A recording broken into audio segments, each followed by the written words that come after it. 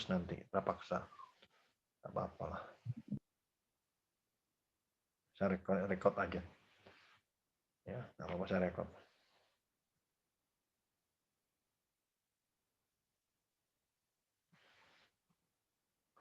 Baik, ya. Saya upayakan mungkin nanti rekodnya bisa 2 kali, 3 kali tidak masalah ya. Saya upayakan bisa rekam dengan baik. Karena memang saya kebetulan ini Zoom-nya sudah gratisannya sudah habis. Ya, sudah habis. Kalau kemarin 3 minggu kita gratisan, ya 4 minggu gratisan. Tahu saya tadi laporan, ini gratisnya sudah habis. Ya Pak, sedang saya proses. Ya, saya senang juga sih. Kalau nyambung, enggak putus-putus, enak. Kuliah enggak terganggu. Ya. Oke, jadi efisiensi itu bisa ada 3, efisiensi teknis, efisiensi allocation atau alokatif, atau efisiensi harga, kemudian efisiensi ekonomis. Ya, efisiensi ekonomis itu akan dicapai, ya, biasanya tentunya harapannya itu adalah mencapai biasa menekan biaya, terutama penggunaan inputnya, bahan baku, sarana produksi itu bisa ditekan. Tentunya kalau petani bisanya hanya menghindari pemborosan. Kalau menentukan harga, menekan harga tidak bisa. Yang bisa adalah mengoptimalkan, meningkatkan intensifikasi. Tidak bisa menekan harga, tetapi mengoptimalkan dalam proses produksi iya. Semua pengusaha apapun, usaha kecil tidak pernah berdaya. Tidak pernah. Kalau bilang pemerintah memberdayakan UMKM, tidak akan pernah. Karena posisinya memang sangat lemah. Sangat lemah ya. Boleh kalian buktikan. Ya, tidak ada dalam sejarah UMKM bisa menentukan positioning terhadap pasar, enggak ada. Yang bisa menentukan itu hanya pengusaha besar. Ya. Selebihnya tidak bisa, ya. Nah, dalam mengkombinasikan faktor-faktor tersebut itulah itu menunjukkan bahwa ada hubungan antara faktor produksi dengan produk X terhadap Y. Sudah pasti, ya. Efisiensi ekonomi akan dicapai pada stage 2. Ada di daerah di area 2. Pada efisiensi antara 0 sampai dengan 1. Itulah area yang dipertahankan oleh produsen. Tolong ingat lagi 3 pertemuan yang lalu, ya. Kemudian perbandingan harga produk yang tergabung dengan modal yang tersedia agar produksi yang berlangsung dalam kecukupan. Kemarin necessary condition, ya. Syarat kecukupan, ada hubungan fisik antara X dan Y. Kalau yang tidak ada hubungan fisik ngapain dimasukkan dalam fungsi produksi? Ya. Ini harus diperhatikan persyaratan kemarin, ya. Oke. Jadi efisiensi teknis kemarin ya, jadi bisa kita lihat di sini. Ya. Ingat di dalam fungsi produksi kemarin, teknik akan dicapai pada saat APP mencapai maksimum berpotongan dengan MPP. Ya. Pada saat APP maksimum dia berpotongan dengan kurva MPP. Ini buktinya toh sudah kan kemarin? Pak Jamal sudah jelaskan itu adalah sisa produksi, bukan inflection point. Hati-hati, titik potong itu bukan inflection point. Inflection point itu terjadi pada saat MPP mencapai titik maksimum. Saya ulangi lagi, inflection point dicapai pada saat MPP mencapai maksimum. MPP berpotongan dengan APP, itulah awal mula tercapainya efisiensi secara teknis. Karena pada saat itu elastisitas produksi pada saat ini ya, produksi sama dengan 1. Oke.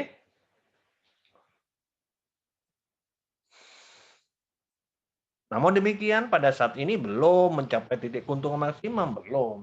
Tetapi sudah mulai masuk area efisien. Ya, efisien.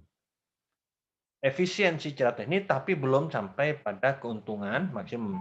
Belum pada kombinasi input. Kenapa katakan kombinasi? Iya, karena tidak mungkin hanya satu input.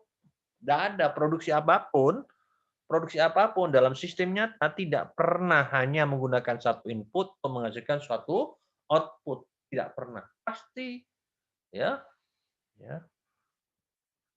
Jadi pasti itu apa namanya? eh, memunculkan atau memasukkan atau mengkombinasikan dari beberapa output, ya. Oke. Ada pertanyaan sampai di sini? Masih belum, Pak. Oke, lanjut ya. Tolong ini memang kuliah nih beruntun, ya. Jadi kalau kalian tidak mengikuti 2 kali pertemuan sebelumnya, maka kesulitan untuk hari ini, ya, karena ini berurutan, ya.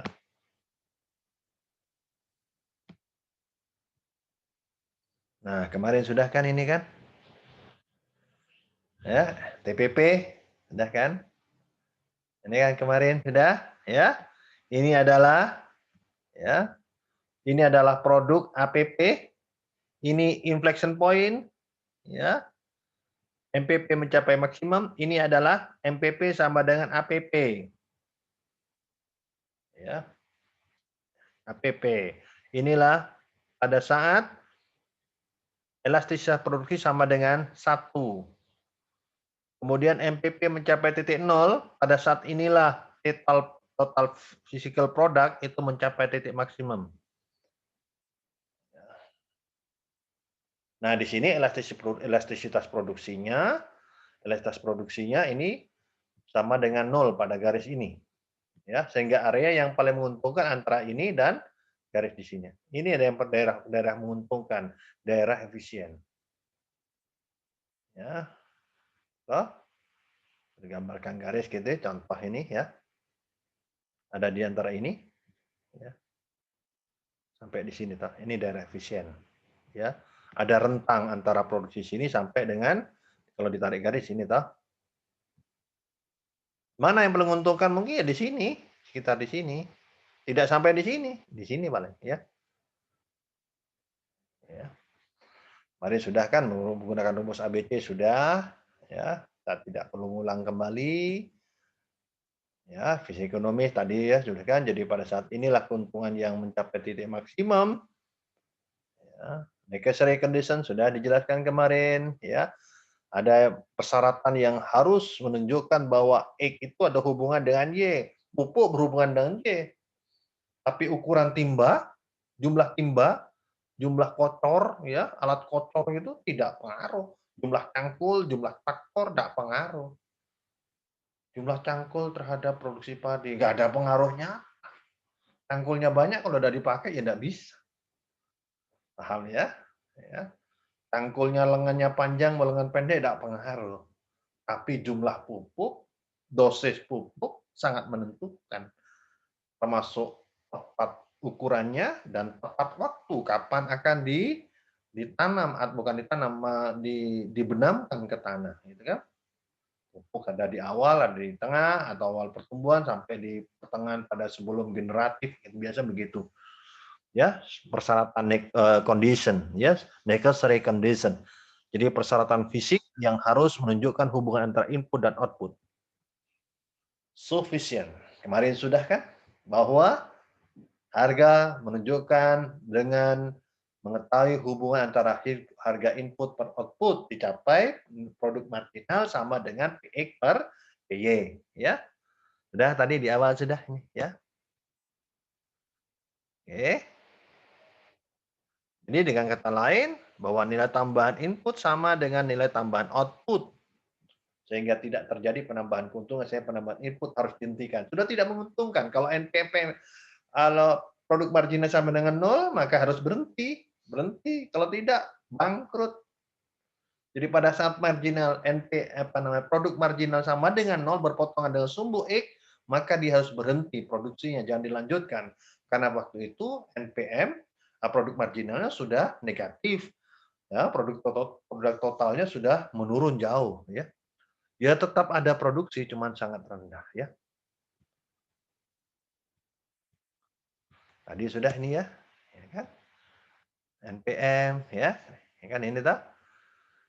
Ini NPM produk marginal kan apa? Baik per PY per PX toh.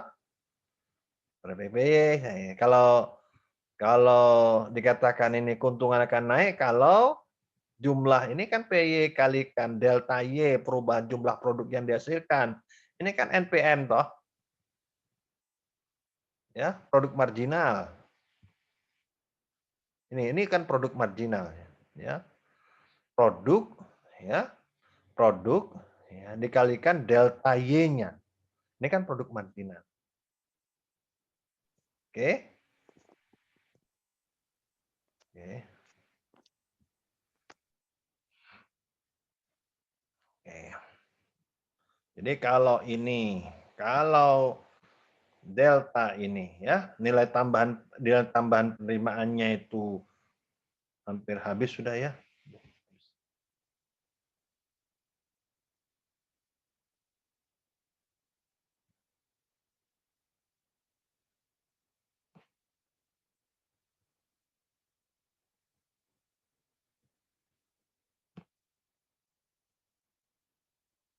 Halo? Halo? Iya, halo Pak. Nyambung ya? Iya, Pak. Masih nyambung ya? Iya, masih nyambung. Oh, masih Nyambung, Pak. nyambung ya?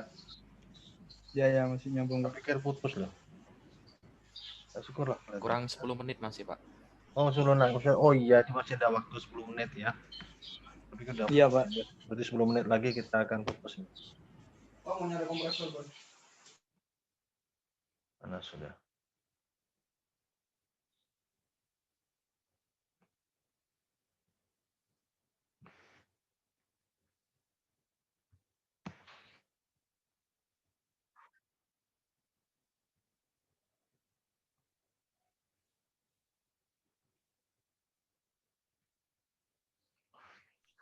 Jadi ini kan delta Y, delta Y-nya.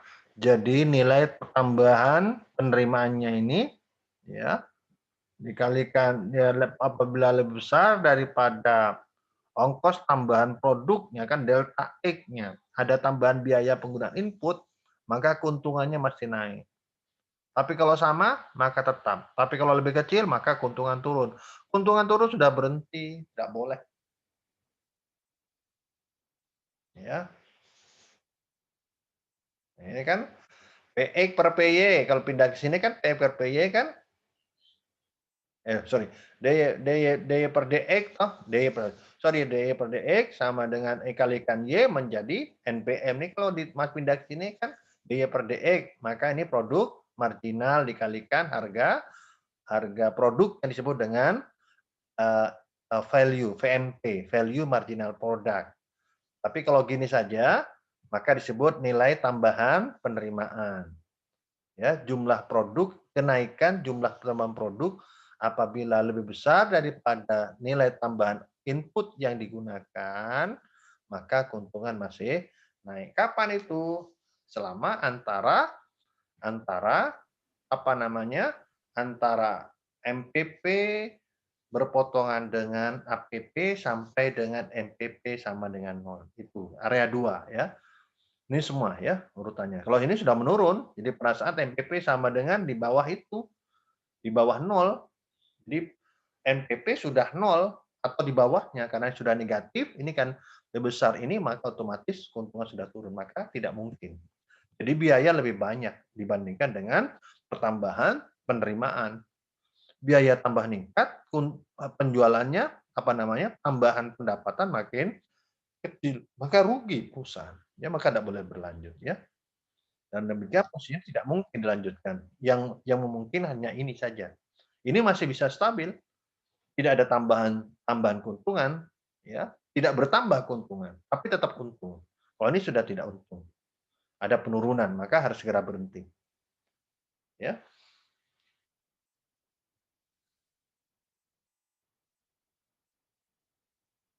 Jadi dikatakan di sini pada posisi ini tidak naik dan tidak turun. Ya, tidak naik dan tidak turun, ya. Dan ini memang biasanya diharapkan itu sudah ini daerah yang menguntungkan dua ini, oh ini sudah tidak untung ya. Tadi sudah ini ya, MPP sama dengan P per P tadi kan? Kalau IPY kali ini sama dengan value marginal produk. Tadi di awal sudah kan?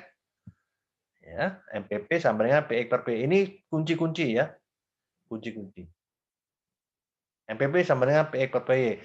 Koefisien secara ekonomis mencapai maksimum apabila MPP sama dengan PX per P. Udah itu patokan. Atau MPP ini namanya VMP. Value marginal product ya ini, atau marginal value product boleh ya. Ada yang menuliskan marginal value product VMP boleh, MVP juga boleh sama. Ya. Kalau biasanya seperti Pak Jamali VMP. Ya, boleh buku tertentu ada marginal value product boleh. Jadi ini kunci-kunci. Ini juga sama. Ya, ini juga sama ya. Jadi pada saat itu sama ya. Jadi value marginal product VMP per PX sama dengan 1. Ya. Jadi MPP dikalikan Y kan value marginal produk. Dibagi PX maka sama dengan 1. Rumus-rumusnya begitu ya. Kalau ini sudah kalian paham ya. Atau marginal value ya, sama dengan marginal cost. Marginal cost itu adalah delta ya. Jadi marginal cost itu adalah apa namanya? DY apa namanya?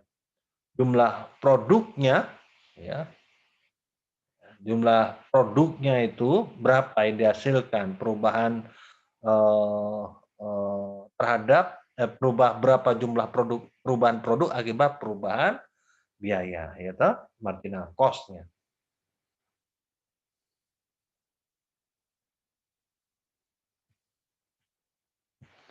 Ada pertanyaan? Ini ngulang lagi sebenarnya, ya. Menang ya, sama aja. Tadi kan kemarin sudah 2 minggu lalu sudah keuntungan capai maksimum apabila keuntungan topi total revenue kalikan total cost, ya toh. Saya ulang kembali biar kalian tidak lupa gitu kan. Ini kunci-kunci ya. Ini adalah Y, ini adalah harga Y ya, biaya tetap sama biaya variabel ya, TX per TFC. Ini kan TVC kalikan dengan TFC ya. Keuntungan maksimum dicapai pada saat turunan pertama dari fungsi ini. Ya, dari fungsi ini sama dengan 0. Makanya DP keuntungan ini per DX sama dengan 0. Ini kunci nih. Sehingga kalau dilanjutkan sama dengan ini, sama dengan kembali lagi dari slide sebelumnya. Oke, paham? Sebenarnya turunan rumus ini turunan dari ini. Minggu lalu sudah saya jelaskan. Oke. Kemudian elastisitas produksi tadi saya sebutkan sudah ya. Ingat bahwa produksi adalah rasio MPP per APP sudah. Ini tidak perlu dihafalkan mungkin tidak masalah, tapi ini penting. MPP per APP. Oke. Tinggal 2 menit lagi. Nah, hipotetis toh ini ya. Rumusnya ini, fungsi produksi. Ya, jadi ini contoh-contoh ini. Saya ulang lagi dengan 2 minggu yang lalu. Ya, makin sering banyak contoh. Ya, maka harapan kita kalian makin mahir ya. Masukkan lagi PY-nya, masukkan FC-nya berapa ya. Maka ini adalah Y-nya ya. MPP-nya jelas. MPP-nya gimana? Turunan dari ini. Turunan ini. MPP-nya, rumus MPP adalah turunan pertama. Berarti 3 plus 4X plus 0,3 pangkat X pangkat 2. Udah, ini. APP-nya gimana? Ini Y per X. Maka menjadi 3 plus 2 X pangkat 1 min 0,1 X pangkat 2. Ini. Udah, persamaan sudah dapat semua. Satu persamaan sudah dapat, bisa jawab. Gampang kan? Ingat, keuntungan maksimum dicapai pada saat MPP sama dengan PX per PY. Berarti ini per PX-nya ada 100/20. Nah, ya. Elastis produksinya sudah ada. Ini per ini toh. Ada produksinya. Ada ini dibagi ini. Oh, lanjut. Iya ya, dari persamaan sudah kelihatan. Ya. MPP-nya dicapai ya, DY per DX. MPP mencapai titik maksimum apabila turunan pertama sama dengan 0. Kita ingat, itu adalah titik inflection point. Ingat kalian? Ya. Kapan dicapai? Nah, pakai rumus ABC kalau tidak ketemu. Tapi enggak, kalau ini sudah. Tidak usah langsung jadi toh. Ya, turunan pertama persamaan ini toh. Tinggal 1 menit lagi. Maka